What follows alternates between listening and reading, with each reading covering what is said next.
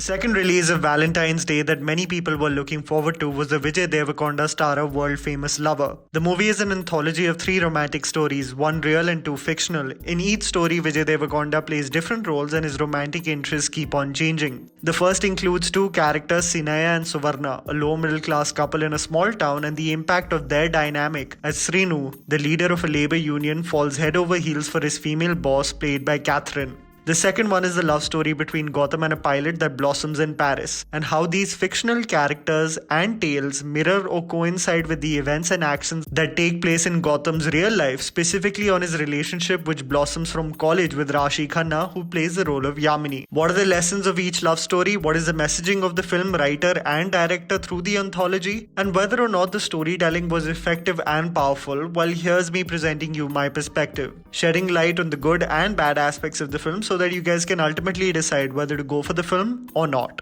The good. The performances. One aspect of this film that is absolutely undeniable is that the performances by the majority of the ensemble cast are so impressive. A lot of people believe that Vijay is going in overkill mode with the whole full of rage and wronged lover, but this film proved to me that he is way more than that. First of all, most of the haters don't even watch his films and keep on criticizing him on the pretext of Arjun Reddy. No one even acknowledges Dear Comrade or Geeta Govindam. Okay, not losing track, Vijay effectively plays a confident and capable student transitioning to a toxic and wrong lover, a distant and cruel husband and father in the form of a union leader that is not privy to worldly customs and Western traditions with equal conviction. He possesses such effortless charm in his interactions with the female leads and such madness when they have become distant. Vijay, with his performances, justifies the stardom he has garnered over a period of time, truly a self-made man. The 2 women that leave a deep and lasting impression on you are Yamini, played by Raashi Khanna, and Aishwarya as Suvarna. Yamini is a woman with agency, patience and self-worth. She sees over a period of time how individuals completely drift apart, living under the same roof but living 2 separate lives. The anguish in her eyes and deep sadness seeing Gautam thrive in his own misery is beyond commendable. Aishwarya, that you may remember from the 2017 film Daddy, showcases such a layered and painful performance. She plays a housewife to a man who treats her with nothing but cruelty. The slow degradation of faith in her own relationship and existence is painful to witness. The frustration and slowly feeling dead inside oozes out. It's breathtaking to witness.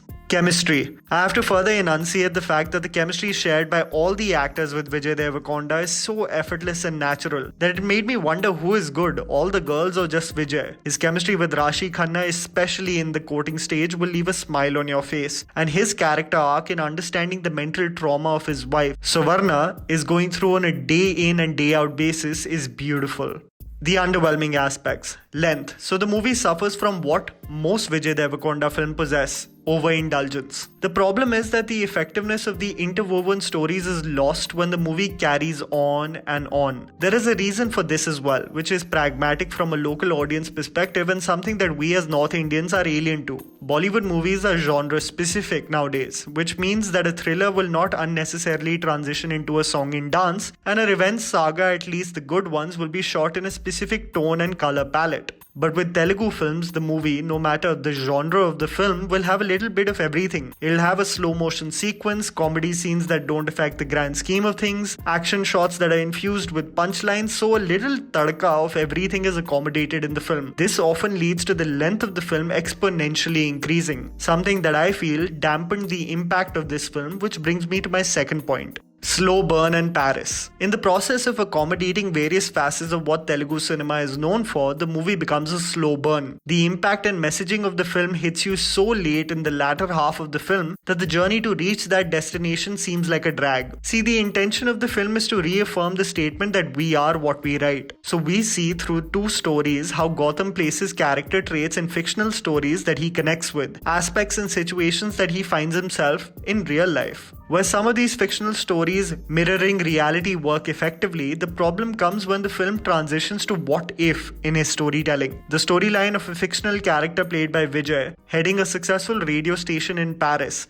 and falling in love with a pilot, worked individually in its messaging, but its journey, which includes gambling in a casino, a black bow and tie fantasy, a yoga session and a random drag race, makes you question the means to the end. The issue with the storytelling is that the writer had gems attempts to talk about through characters, but took us through an extremely tiring journey. The Paris storyline could have been done away with. The second half.